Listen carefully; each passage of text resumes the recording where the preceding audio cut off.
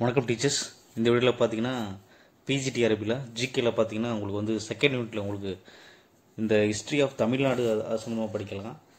அதில் பார்த்தீங்கன்னா இந்த ஆர்காலஜிக்கல் டிஸ்கவரி, அதாவது அகழ்வாராய்ச்சி நடைபெற்ற முக்கியமான இடங்கள், அதாவது இந்த காலத்தை எப்படி பிரிப்பாங்கன்னா கற்காலம், அதே மாதிரி இரும்பு காலம், சங்கம் லிட்ரேச்சர், அதே மாதிரி ஹிஸ்டரிக் வரலாற்று காலம் அப்படின்னு சொல்லுவாங்க. சரிங்களா? அந்த வகையில் பிரிப்பாங்க. தொடர்ந்து இதற்கான சான்றுகள் பார்த்தீங்கன்னா தமிழ்நாட்டில் நிறைய பகுதிகளில் கிடச்சிருக்கு. சரிங்களா? இதை நம்ம அந்த ஆர்காலஜி பண்ணுறது மூலம் அதாவது நம்முடைய அந்த மூதாதையருடைய குடியிருப்பு நகரம் சார்ந்ததா அல்லது கிராமம் சார்ந்ததா, அவங்களுடைய வணிகம் எப்படி இருந்தது, கலாச்சாரம் எப்படி இருந்தது, மொழி எப்படி வளர்ந்தது, தமிழ், பிராமி, வட்டெழுத்து, அந்த மாதிரி கண்ணெழுத்து, அந்த மாதிரி நிறைய சொல்லுவாங்க. அதே மாதிரி ரிலீஜன் என்ன மதத்தை பின்பற்றினாங்க, அதே மாதிரி அவங்க வந்து இந்த பரியலுக்கு, அதாவது புதைக்கிற இடத்துல பார்த்தீங்கன்னா ரெண்டு இடம் முக்கியமான கான்செப்ட் இருக்கும். ஒன்று வாழ்கிற இடம், ஒன்று பார்த்தீங்கன்னா இந்த பரியல் இடம்னு சொல்லுவாங்க. புதைக்குழி, அதாவது இறந்தவங்க என்ன பண்ண முதுமக்கள் தாலி அந்த போட்டு புதைப்பாங்க. அந்த ரெண்டு பகுதி தான் முக்கியமான அகழ்வாராய்ச்சிக்கு பயன்படுது. ஸோ அதன் அடிப்படையில் பார்த்தீங்கன்னா நம்ம இந்த பகுதிகளில் எப்படி பிரிக்கிறாங்கன்னா ஃபர்ஸ்ட் ஸ்டோன் ஏஜ், அடுத்து பார்த்தீங்கன்னா அயன் ஏஜ், சங்கம் ஏஜ், அதுக்கப்புறம் பார்த்தீங்கன்னா வரலாற்று காலம் அப்படி பிரிக்கிறாங்க. சரிங்களா? இந்த வரலாற்றுக்கு முந்தைய காலத்தை தான் என்ன சொல்கிறாங்க, ப்ரீ ஹிஸ்டாரிக் அப்படின்னு சொல்கிறாங்க. இது எல்லாமே ப்ரீ ஹிஸ்டாரிக் பீரியட் அப்படின்னு சொல்லலாம், இந்த அயன் ஏஜ் இது வரைக்கும். சரிங்களா? இதில் பாருங்கள், ப்ரீ ஹிஸ்டாரிக் டிஸ்கவரிஸில் பார்த்தீங்கன்னா அதில் 2-3 பிரிவாக பிடிக்கிறாங்க. பேலியோதெலிக், அதே மாதிரி சைட், அதே மாதிரி அதாவது பழங்கற்காலம் அப்படின்னு சொல்லுவாங்க. பேலியோலித்திக் சைட் அப்படின்னு சொல்கிறது பழங்கற்காலம். இதில் அவங்க கண்டுபிடிச்சது பார்த்தீங்கன்னா இந்த டிஸ்கவரியில் அந்த குவாட்ஸால் தயாரிக்கப்பட்ட அந்த டூல்ஸ், அதாவது கற்கருவியில் கண்டுபிடிச்சாங்க. இதில் நம்ம முக்கியமான பார்க்க வேண்டியது பார்த்தீங்கன்னா எக்ஸாம் பாயிண்ட் ஆஃப் வியூவில் இந்த பிளேஸ் இம்பார்ட்டன்ட் சைட்ஸ், அதாவது அகழ்வாய்வு செய்யப்பட்ட இடங்கள், இந்த பழங்கற்காலத்தோட இடங்கள் சொல்லலாம். பழங்கற்காலத்துடைய சம்மந்தப்பட்ட இந்த இடங்கள் அப்படின்னு தான் கொஸ்டின் கேட்பாங்க. இதில் பார்த்தீங்கன்னா அதிராம்பாக்கம் ரொம்ப முக்கியமானது. இந்த டிஸ்ட்ரிக்டும் பார்த்து வச்சு, அதிராம்பாக்கம் திருவள்ளூர் டிஸ்ட்ரிக், குடியம் பார்த்தீங்கன்னா திருவள்ளூர், வடமதுரை, அதே மாதிரி பல்லாவரம் ரொம்ப முக்கியமானது. இது எல்லாமே பழங்கற்கால அந்த சைட்டு அப்படின்னு சொல்லலாம். பழங்கற்கால அகழ்வாராய்ச்சியின் போது அதாவது பழங்கற்காலத்தை சேர்ந்த அந்த நிறைய கூறுகள் பார்த்தீங்கன்னா இந்த இடங்களில் காணப்படுது அப்படின்னு சொல்லலாம், இந்த சைட்டில் காணப்படுது. இது ரொம்ப ரொம்ப முக்கியமான கேள்வி. என்ன கேட்பாங்கன்னா, இந்த அதிராம்பாக்கத்தை யார் முதல்ல போய் அகழாய்வு செய்தன்னு கேட்பாங்க. இந்த ராபர்ட் ப்ரூஸ் ஃப்ரூட். இது ரொம்ப பழமையான கேள்வி. இது அடிக்கடி ரொம்ப முக்கியமான கேள்வி, அடிக்கடி கேட்பாங்க. இந்த இயர் பார்த்தீங்கன்னா 1863. இதெல்லாம் அவர் என்ன பார்த்தீங்கன்னா இந்த பழங்கற்காலத்தை சேர்ந்த இந்த அச்சுலியன் அப்படின்னு சொல்லுவாங்க. அந்த கோடாரி, ஒரு வகையான கோடாரி, அது பார்த்தீங்கன்னா 1 மில்லியன் இயருக்கு முற்பட்டது அப்படின்னு சொல்லிட்டு கண்டுபிடிச்சிருப்பார். யார்? Robert Bruce fruit. பழங்கற்காலத்தில் அந்த அதிராம்பாக்கம், பல்லாவரம் போன்ற இடங்களில் பார்த்தீங்கன்னா இவர் அகழ்வாராய்ச்சி என்ன பண்ணியிருப்பார், செஞ்சிருப்பார். இது முக்கியமான கொஸ்டின் இதில். அதேமாதிரி அதிராம்பாக்கம் வந்து எந்த டிஸ்ட்ரிக், குடியம் எந்த டிஸ்ட்ரிக்ட்னு பார்த்து வச்சுங்க. சரிங்களா? ராபர்ட் ப்ரூஸ் ரொம்ப முக்கியமானவர். அடுத்து மீசோ லித்திக் அப்படின்னு சொல்லுவாங்க, இடைக்கற்காலம் அப்படின்னு சொல்கிறது. இதில் முக்கியமான அந்த பிளேஸ் பார்த்தீங்கன்னா வடமதுரை, திண்டுக்கல், கீழ்வளை அண்ட் சங்கன்கல் அப்படின்னு சொல்லிட்டு இந்த ஏரியாவில் இருக்காங்க. இது மீசோலித்திக்கில் பார்த்தீங்கன்னா அவங்க ஸ்மால் ஸ்டோன் பிளேட் அந்த மாதிரி கண்டுபிடிக்கிறாங்க. இது அவ்வளோதான் முக்கியம் இல்லை. சரிங்களா? இந்த பாயிண்ட்ஸ் அவ்வளோதான் முக்கியம் இல்லை. அடுத்து நியோலித்திக் போகலாம். இதில் பார்த்தீங்கன்னா இதுதான் என்ன சொல்கிறாங்கன்னா புதிய கற்காலம் அப்படின்னு சொல்கிறாங்க. இதில் தான் மக்கள் என்ன பண்ணுறாங்கன்னா அந்த அனிமல்ஸ் என்ன பண்ணுறாங்க, வீட்டு விலங்காக இன்னும் டொமஸ்டிகேஷன் பண்ணுறாங்க, அக்ரிகல்ச்சர் நடைபெறுது. அந்த ஸ்டோனில் பாலிஸ்டட் ஸ்டோனில் கோடாரி, அந்த கோடாரி வந்து கற்களாலான நன்கு கூர்மைப்படுத்தப்பட்ட கோடாரிகள் கிடைக்கப்படுது. சரிங்களா? இதில் எஃப்ஏ கான் அப்படிங்கிற ரொம்ப முக்கியமானவர் தான். பையம்பள்ளி அப்படிங்கிற சைட்டில் என்ன பண்ணார், அது வந்து பையம்பள்ளி அப்படிங்கிற எந்த டிஸ்ட்ரிக்ட்லேருந்து கேட்பாங்க, பார்த்தீங்கன்னா வேலூர் டிஸ்ட்ரிக். இது பார்த்தீங்கன்னா புதிய கற்காலத்தை சேர்ந்தது. சரிங்களா? அதாவது ப்ரீ ஹிஸ்டாரிக் உள்ள பீரியட் என்ன சொல்கிறாங்கன்னா 3 பிரிக்கிறாங்க: பழங்கற்காலம், இடைக்கற்காலம், புதிய கற்காலம். சரிங்களா? அந்த புதிய கற்காலத்தில் பார்த்தீங்கன்னா இந்த எஃப்ஏ கான் என்பவர் பார்த்தீங்கன்னா வேலூரில் இந்த பையம்பள்ளி அப்படிங்கிற சைட்டில் என்ன பண்ணுறாரு, அகழ்வாராய்ச்சி செஞ்சு இதில் பார்த்தீங்கன்னா புதிய கற்காலம் மற்றும் பழைய கற்காலத்துடைய அந்த கூறுகள் இருப்பதாக கண்டுபிடிக்கிறார். சரிங்களா? ரொம்ப முக்கியமானது எஃப்ஏ கான். அடுத்து பார்த்தீங்கன்னா பெருங்கற்காலம் அப்படின்னு சொல்லுவாங்க. இதைத்தான் அயன் ஏஜ்னு சொல்லுவாங்க. பெருங்கற்காலம் அல்லது மெகாலித்திக் இஸ் அதர்வைஸ் கால்டு அப்படிங்கிறது அயன் ஏஜ். இது பார்த்தீங்கன்னா 1000 பிசிலேருந்து 3000 பிசி வரைக்கும் சொல்லலாம். இதில் பார்த்தீங்கன்னா பரியல் ப்ராக்டிஸ் என்ன பண்ணுறாங்க, இதில் அந்த காணப்படுது. இந்த மெகாலித்திக்கில் அந்த முதுமக்கள் தாலி, ஜிஸ்ட் பரியல், டால்மென்ஸ், மென்ஹீர் போன்ற அந்த பரியல் இடங்களை என்ன பண்ணுறாங்க, கண்டுபிடிக்கிறாங்க. அதே மாதிரி மெட்டீரியல் பார்த்தீங்கன்னா அயன் வெப்பன்ஸ், இரும்பாலான கருவிகள், அந்த அதாவது சிவப்பும் கருப்பும் கலந்த அந்த மட்பாண்டங்கள் கண்டுபிடிக்கிறாங்க. வளையல்கள், தங்க தங்க ஆபரணங்கள்லாம் என்ன பண்ணுறாங்க இதில் கண்டுபிடிக்கிறாங்க. அயன் ஏஜை பார்த்தீங்கன்னா என்னன்னு சொல்கிறாங்க, பெருங்கற்காலம் அப்படின்னு சொல்லலாம். அந்த காலத்தை சேர்ந்தது தான் இந்த பார்த்தீங்கன்னா இந்த ஆதிச்சநல்லூர், தூத்துக்குடி. அந்த ஆதிச்சநல்லூர் எங்கே இருக்குன்னு கேட்பாங்க, தூத்துக்குடி. அது ரொம்ப முக்கியம், ரொம்ப ரொம்ப முக்கியமான விஷயம், அடிக்கடி கேட்டுருப்போம். ஆதிச்சநல்லூர் அப்படிங்கிறது எந்த மாவட்டத்தில் இருக்குது அப்படின்னு கேட்பாங்க. தூத்துக்குடி, கொடுமணல், ஈரோடு, இதை பொறுத்துக்கள் வைக்கலாம். அதே மாதிரி அமிர்தமங்கலம், சானூர், கீழடி, இதெல்லாம் பார்த்தீங்கன்னா அதில் இப்போ தொடர்ந்து நடைபெற்று இருக்குது. சரிங்களா. இதில் ரொம்ப முக்கியமான சைட்டு பார்த்தீங்கன்னா ஆதிச்சநல்லூர், தூத்துக்குடியில் இருக்கிறது ரொம்ப முக்கியமானது. இதில் பார்த்தீங்கன்னா அலெக்சாண்டர் ரீ என்பவர் தான் முதல்ல போய் இங்கே என்ன பண்ணுறாரு, ஆய்வு பண்ணுறாரு 1876. இதெல்லாம் பார்த்தீங்கன்னா உங்களுக்கு வந்து தமிழ் பிராமி அந்த குறிப்புகள் காணப்படுது.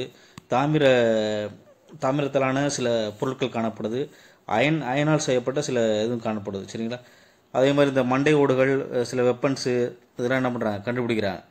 ரொம்ப முக்கியமானது ஆதிச்சநல்லூர், தூத்துக்குடி. இது அலெக்சாண்டர் ரீ தான் 1876 என்ன பண்ணுறாரு, அங்கே போயிட்டு அதை என்ன பண்ணுறாரு, அகழாராய்வு பண்ணுறாரு. சரிங்களா. அடுத்த சைட் நம்ம பார்க்க போகிறது பார்த்தீங்கன்னா கொடுமணல். கொடுமணல் வந்து நம்ம தெரிஞ்சுக்கிறது பார்த்தீங்கன்னா இதில் வந்து கொடுமணல் அகழாயும் போது என்ன கண்டுபிடிக்கிறாங்கன்னா அங்கே வந்து நிறைய தொழிற்சாலைகள் இருந்திருக்கு, வணிகம் என்ன பண்ணிருக்கு, சிறப்பாக நடைபெற்றிருக்கு அப்படின்னு சொல்கிறாங்க.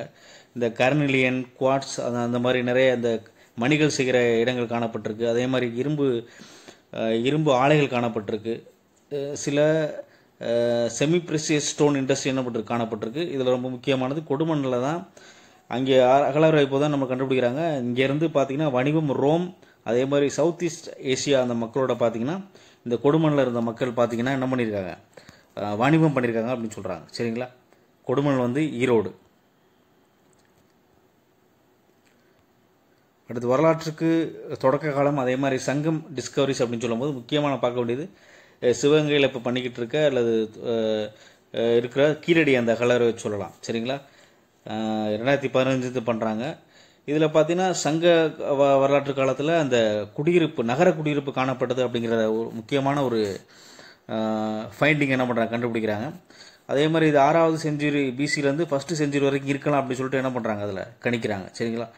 அதில் மேற்கொண்டு நிறைய அந்த கண்டுபிடிப்பு பார்த்தீங்கன்னா தமிழ் பிராமி, அதாவது இந்த மட்பாண்டங்களில் தமிழ் பிராமி எழுத்தில் குறிக்கப்பட்ட அந்த பொறிப்புகள் காணப்படுது. இது பார்த்தீங்கன்னா பிசி 6ஆம் நூற்றாண்டுக்கு முந்தையது அப்படின்னு சொல்கிறாங்க. அதே மாதிரி செங்கலான கட்டிடம் காணப்படுது. ட்ரைனேஜ் சிஸ்டம், அதாவது சிந்து சமவெளி நகரத்தில் காணப்பட்டது போல காணப்படுது. டெரகோட்டா அப்படின்னு சொல்லியிருப்போமா, சுடு அந்த என்ன சுடுமண் ஆபரணம் அந்த அந்த சிலைகளை செஞ்சுருப்பாங்க.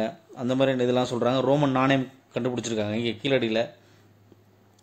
அதே மாதிரி இது என்ன சொல்கிறாங்கன்னா கங்கை சமையலுடைய தொடர்ச்சியான ஒரு நகர அமைப்பு தான் இது என்ன சொல்கிறாங்க, இதை சொல்கிறாங்க. சரிங்களா. அடுத்து பொருந்தல், திண்டுக்கல்ல காணப்படுது பொருந்தல். இதில் பார்த்தீங்கன்னா முதுமக்கள் தாளியில் தமிழ் பிராமி குறிப்புகள் குறிக்கப்பட்ட அந்த கண்டுபிடிப்புகள் கண்டுபிடிச்சிருக்காங்க. இதில் பார்த்தீங்கன்னா உங்களுக்கு இதனுடைய டேட் பார்த்தீங்கன்னா அந்த ஏஎம்எஸ் அப்படின்னு சொல்லுவாங்க, அக்சலரேட்டர் மாஸ் ஸ்பெக்ட்ரோமெட்ரி அப்படின்னு சொல்கிறது. இது பார்த்தீங்கன்னா 5ஆம் நூற்றாண்டு பிசியை சார்ந்ததாக இருக்கலாம்னு சொல்கிறாங்க. சரிங்களா. அடுத்து ஆலங்குளம், ராமநாதபுரம். இந்த இதில் முக்கியமான உங்களுக்கு கேட்கணும்னா அந்த மாட்சிமகள் வீரர் கேட்பாங்க, அல்லது இந்த பிளேஸை கொடுத்துட்டு இது எந்த மாவட்டத்தில் இருக்குது அப்படின்னு கேட்பாங்க. ஆலங்குளம் வந்து ராமநாதபுரம் டிஸ்ட்ரிக்ட். சரிங்களா. இதில் வந்து ஏற்கனவே சொன்ன மாதிரி அந்த ஒரு துறைமுகம் நகரமாக இருந்திருக்கலாம் அப்படின்னு சொல்கிறாங்க. அதே மாதிரி ரோமன் இந்தியாவுக்கும் ரோமருக்கும் நடந்த அந்த வணிகத்தில் சில சான்றுகள் கிடைக்குதுன்னு சொல்கிறாங்க. சரிங்களா. அதே ரோமுக்கும் தமிழ்நாட்டுக்கும் நடைபெற்ற அந்த யவனர்களை சொல்கிறது வந்து, அதாவது இந்த ரோம் கிரேக்கர்கள் என்ன சொல்லுவாங்க, யவனர்கள்னு சொல்லுவாங்க. அவங்களோட என்ன பண்ணியிருக்காங்க, அதாவது தமிழர்கள் வணிகம் செஞ்சுருக்காங்க அப்படிங்கிற சான்றுகள் இந்த ஆலங்குளம் அந்த ஃபைண்டிங்கில் என்ன பண்ணுது, அந்த அகழ்வாராய்ச்சியில் கிடைக்கப்படுது. அடுத்த அரிக்கமேடு, இது புதுச்சேரியில் இருக்குது. இது ரொம்ப முக்கியமானது. Mortimer wheeler. அங்கே நம்ம ஏற்கனவே பார்த்த மாதிரி ராபர்ட் ஃப்ரூஸ்ட் எப்படி முக்கியமானவரோ இது ரொம்ப முக்கியமானவர். அதே மாதிரி அலெக்சாண்டர் ரீ, ஆதிச்சநல்லூர். இந்த மார்டிமர் வீரர் அரிக்கமேடு ரொம்ப முக்கியம். 1945 இதில் என்ன பண்ணுறாங்க, இந்தியாவுக்கும் ரோமனுக்கும் வணிகம் நடைபெற்றது அப்படின்னு கண்டுபிடிக்கிறாங்க. இதில் சொன்ன மாதிரி நிறைய இந்த மாதிரி பொருட்கள் கண்டுபிடிக்கிறாங்க. சரிங்களா. இது வந்து நிறைய அதை வணிகம் செலுத்தி ஓங்கியது அப்படின்னு சொல்கிறாங்க. அதாவது முதலாவது பிசிஇ, செகண்ட் சிஇ அப்படிங்கிற காலகட்டத்தில் இந்த ஏரியாவில் வணிகம் செலுத்தி விளங்கின்னு சொல்கிறாங்க. இதில் முக்கியமாக பார்க்க வேண்டியது இந்த மாற்றுமல் வீரர் 1945 இவர் தான் அறிக்கை மேடை என்ன பண்ணுறாரு, அகழ்வாராய்வு செய்கிறார். நம்ம இது வரைக்கும் பார்த்தது பார்த்திங்கன்னா மேற்கொண்டு அந்த அகழ்வாராய்ச்சி செய்து அந்த இடங்களை பார்த்தோம். இதில் பார்த்திங்கன்னா அந்த இன்ஸ்கிரிப்ஷன் அண்ட் எபிகிராஃபி அப்படிங்கிறது அந்த குகையில் எழுதி வைக்கிறது, பொறிப்புகள், நினைவு தூண்கள் அந்த மாதிரி சொல்லுவாங்க, இன்ஸ்கிரிப்ஷனை சொல்லுவாங்க. இதில் பார்த்திங்கன்னா பெரும்பாலும் பார்த்திங்கன்னா குகைகள் மற்றும் மட்பாண்டங்களில் தமிழ் பிராமியில் என்ன பண்ணாங்க, 3ஆம் நூற்றாண்டுலேருந்து அதற்கான ஸ்கிரிப்ட் காணப்படுது அப்படின்னு சொல்கிறாங்க. அது முக்கியமான அந்த இன்ஸ்கிரிப்ஷன் காணப்படுறோம் மதுரை, மாங்குளம், புகழூர் கல்வெட்டுகள் தான் அந்த எபிகிராஃபி, அதெல்லாம் நம்ம கல்வெட்டு அது மாதிரி சான்றுகள் அப்படின்னு சொல்லலாம். ஜம்பை, விழுப்புரத்தில் உள்ள ஜம்பை கல்வெட்டு அதெல்லாம் ரொம்ப முக்கியமானது. இன்ஸ்கிரிப்ஷனாக பெரும்பாலும் அதில் என்ன பார்த்திங்கன்னா சமணர்கள் கொடுத்த அந்த சமண துறவிகள் கொடுத்த அந்த நிறைய டொனேஷனை பற்றி என்ன பண்ணியிருக்கு அது சொல்லுது. அதே மாதிரி நிறைய தமிழ் அரசர்களுடைய வரலாற்றை பற்றி என்ன பண்ணுது அது சொல்லுது. எடுத்துக்கிட்டு பார்த்தீங்கன்னா சேர கிங் அட் புகழூர் கல்வெட்டு சேர அரசர்களை பற்றி சொல்லுது. சரிங்களா, இந்த கரூரில் இருக்கிற புகழூர் கல்வெட்டு சேர அரசர்களை பற்றி சொல்லுது. அடுத்து முக்கியமான இடைக்காலத்தில் அதாவது கிட்டத்தட்ட ஒரு பல்லவர் அரசு ஆரம்பிக்கும் போது 7ஆம் நூற்றாண்டு அதுலேருந்து சொல்லுவாங்க இடைக்கற்காலம், பக்தி காலம். அந்த பக்தி காலத்தில் என்ன சொல்லுவாங்க, இடைக்காலம் சொல்லுவாங்க. இடைக்காலத்தில் கிடைச்ச முக்கியமான சைட்ஸ் பார்த்திங்கன்னா டெம்பிள்ஸ் தான். அந்த காஞ்சிபுரம் டெம்பிள்ஸ், அதில் உள்ள இன்ஸ்கிரிப்ஷன் அது பல்லவ பீரியடில் கட்டப்பட்டது. தஞ்சாவூர் பிரகதீஸ்வர் டெம்பிள், அதில் சோழ அரசருடைய பொறுப்புக்கு காணப்படுது. கங்கை கொண்ட சோழபுரம் ராஜேந்திர சோழருடைய கேபிட்டல், அதுலேயும் பார்த்தீங்கன்னா நிறைய என்ன பண்ணுது அந்த கல்வெட்டுகளில் நிறைய குறிப்புகள் காணப்படுது. அதே மாதிரி மீனாட்சி டெம்பிளையும் நிறைய இடங்களில் பார்த்திங்கன்னா பாண்டியர்களுடைய இன்ஸ்கிரிப்ஷன் பார்த்திங்கன்னா காணப்படுது. சரிங்களா, இந்த அகழ்வாராய்ச்சி அல்லது இதன் மூலம் என்ன முக்கியத்துவம் பெறுதுன்னா, இது தமிழ்நாடு பார்த்திங்கன்னா தொடர்ச்சியாக ஒரு மேம்படுத்தப்பட்ட நன்கு வளர்ச்சி அடைந்த சமூகமாக இருக்குது அப்படின்னு சொல்லுவாங்க. அதாவது கற்காலிலேருந்து வரலாற்று காலம் வரைக்கும் இருக்குதுன்னு சொல்லலாம். இதில் பார்த்திங்கன்னா தமிழ் பிராமி பார்த்திங்கன்னா BC 6ஆம் நூற்றாண்டு 5ஆம் நூற்றாண்டில் ஆரம்பிச்சிருச்சு அப்படின்னு சொல்கிறாங்க. அதே மாதிரி ரோம் மற்றும் சவுத் ஈஸ்ட் ஏசியாவோட வணிகம் நடைபெற்றிருக்கு அப்படின்னு சொல்லலாம். அதே மாதிரி இதுலேருந்து நம்ம தெரிஞ்சுக்கிறத பார்த்திங்கன்னா அந்த கால மக்கள் ஜெயினிசம், புத்திசம், ஹிந்துசம் அப்படிங்கிற சில முக்கியமான மதங்கள் என்ன பண்ணாங்க, பின்பற்றுறாங்க அப்படின்னு சில குறிப்புகள் காணப்படுது. அதே மாதிரி அவங்க என்ன பண்ணிக்கிட்டு இருந்தாங்க, அதாவது இரும்பு ஆலை, மெட்டாலஜி, பாட்ரி, மட்பாண்டங்கள் செஞ்சுக்கிருந்தாங்க, மணிகள் செஞ்சுக்கிருந்தாங்க.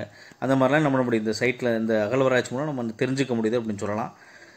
இதில் பார்த்தீங்கன்னா உங்களுக்கு முக்கியமான பேலியோத்திக் ஷார்ட்டாக சொல்லணும்னா அதிராம்பாக்கம், பல்லாவரம் அதெல்லாம் பழங்கற்காலம். புதிய கற்காலம் பையம்பள்ளி. பெருங்கற்காலம் படித்தது ஆதிச்சநல்லூர், கொடுமணல். அதே மாதிரி சங்கம் ஏஜை பொறுத்தவரை கீழடி தான். கீழடி அல்லது இயர்லி ஹிஸ்டரிக் படி சங்கம் ஏஜ்னா கீழடி, பொருந்தல், ஆலங்குளம், அரிக்கமேடு. சரிங்களா, இன்ஸ்கிரிப்ஷனை பொறுத்தவரை நம்ம 3 இடம் படிச்சிருக்கோம். மாங்குளம், புகழூர், ஜம்பை நிறைய இடத்துல கிடச்சிருக்கு. இதெல்லாம் முக்கியமான இடம் அப்படி சொல்லலாம். இந்த புகழூர் கல்வெட்டு சேர அரசுகளை பற்றி சொல்லுது, அதை நல்லா தெரிஞ்சு வச்சுங்க, அடிக்கடி கேட்பாங்க. அடுத்து பார்த்திங்கன்னா சங்க காலத்தை பற்றி படிக்கலாம். சங்கம் அப்படிங்கிறது பார்த்திங்கன்னா ஒரு குழு, ஒரு நிறைய பேர் சேர்ந்த ஒரு புலவர்கள் அடங்கிய ஒரு அமைப்பு அப்படின்னு சொல்லலாம். இது பார்த்திங்கன்னா உங்களுக்கு சங்காலத்தை சொல்லும்போது கிமு 300 கிபி 300 வரைக்கும் என்ன பண்ணுறாங்க இதை சொல்கிறாங்க. சில பேர் பார்த்திங்கன்னா உங்களுக்கு 600 வரைக்கும் என்ன பண்ணுறாங்க சொல்கிறாங்க. இது சங்கம் பெரும்பாலும் பார்த்திங்கன்னா பாண்டிய அரசர்களால் மதுரையில் என்ன பண்ணப்பட்டது, ஆரம்பிக்கப்பட்டது. இது பழைய தமிழில் பார்த்திங்கன்னா அந்த சங்கம் சார்ந்த அந்த புத்தகங்கள் பார்த்திங்கன்னா எழுதப்பட்டது. அது மெயினாக பார்த்திங்கன்னா மக்களுடைய வாழ்க்கை முறை, காதல், போர், அவங்க நிர்வாகம், அந்த சொசைட்டியில் உள்ள எல்லாத்தையும் என்ன பண்ணுது, வேல்யூ அதெல்லாம் சொன்னது. அதே மாதிரி பார்த்திங்கன்னா தமிழகத்துடைய முக்கியமான சோசியல் இன்ஃபர்மேஷனை, ஹிஸ்டாரிக்கலாக, கல்ச்சுரலாக பார்த்திங்கன்னா ஒரு அத்தன்டிக்கான ஒரு சோர்ஸ் என்ன பண்ணுது, இந்த சங்கம் லிட்ரேச்சர் காணப்படுது. சங்கம் அசம்பிளிஸ் அப்படிங்கும்போது ஒரு 3 சங்கம் சொல்லலாம். முதல் சங்கம், 2ஆம் சங்கம், 3ஆம் சங்கம் அப்படின்னு சொல்லுவாங்க. இதில் பார்த்தீங்கன்னா முதல் சங்கத்தில் எந்த அது சம்மந்தமாக எதுவும் நம்மளுக்கு கிடைக்கல. 2ஆம் சங்கத்தில் சில குறிப்புகள் நம்மளுக்கு கிடச்சிருக்கு. 3ஆம் சங்கம் தான் நம்ம இப்போ படிச்சுருக்கிறது. நிறைய லிட்ரேச்சர் இந்த 3ஆம் சங்கத்தை சார்ந்தது. சரிங்களா, இதில் சங்கம் லிட்ரேச்சரில் முக்கியமானது பார்த்திங்கன்னா 8 தொகை 10 பாட்டு அப்படின்னு சொல்லுவாங்க. 8 ஆந்தாலஜிஸ், அதே மாதிரி 10 ஐடியல்ஸ் அப்படின்னு சொல்லலாம். அதே மாதிரி 14 கீழ்கணக்கு, ஒரு 18 சின்ன ஒர்க்கு அப்படின்னு சொல்லிட்டு அதில் அடங்கியிருக்கும். 14 கீழ்கணக்கு அப்படின்னு சொல்லுவாங்க. இந்த 8 தொகையில் முக்கியமானது கீழ்கண்டவற்றில் எது 8 தொகை நூல் அப்படின்னு கேட்பாங்க. இதில் கேள்வி கேட்கணும், அப்படி தான் கேட்பாங்க. பிஜிடிஆரை பொறுத்தவரை 8 தொகை நூலில் பார்த்து வச்சுங்க. அகநானூறு,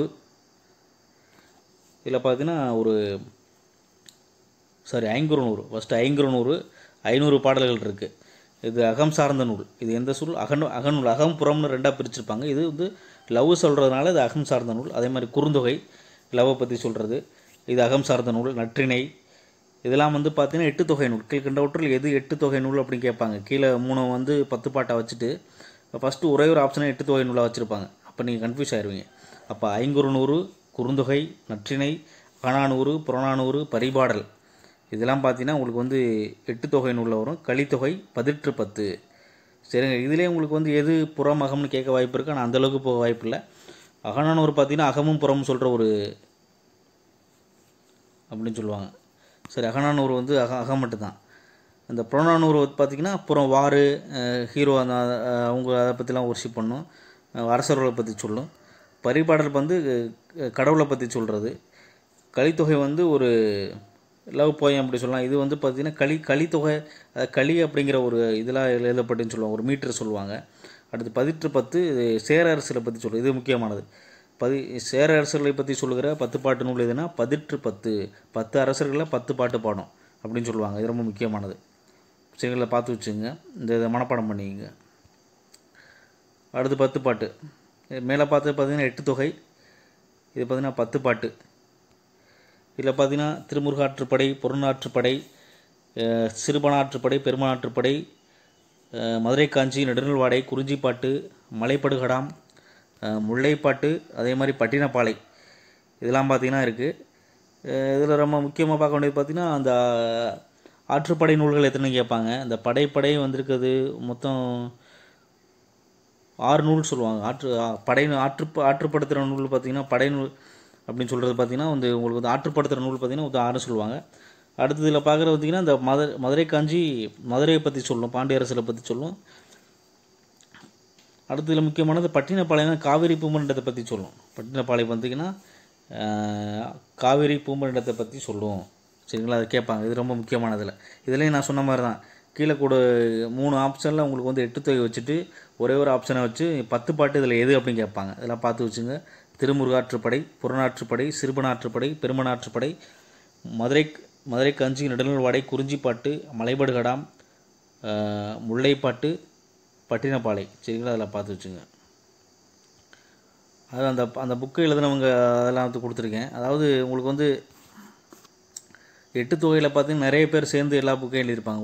ஒரு புக்கில் 4-5 ஆத்தர் அல்லது 200 போய்ட்லாம் சேர்ந்து எழுதியிருப்பாங்க. இதில் பார்த்தீங்கன்னா பெரும்பாலும் ஆத்தர் கொடுத்துருப்பாங்க. இதை நீங்கள் பார்த்து வச்சுங்க. திருமுற்றாற்றுப்படை கபிலர், பெருநாற்றுப்படை முடலிமாறனார், அடுத்து நாத்தனார், பெருமநாற்றுப்படை கடியலூர் உருத்திரங்கண்ணானார், குறிஞ்சிப்பாட்டு கபிலர், மதுரை காஞ்சி மாங்குடி மருதன், நெடுநல்வாடை நக்கீரர் 2 எழுதிப்பார்.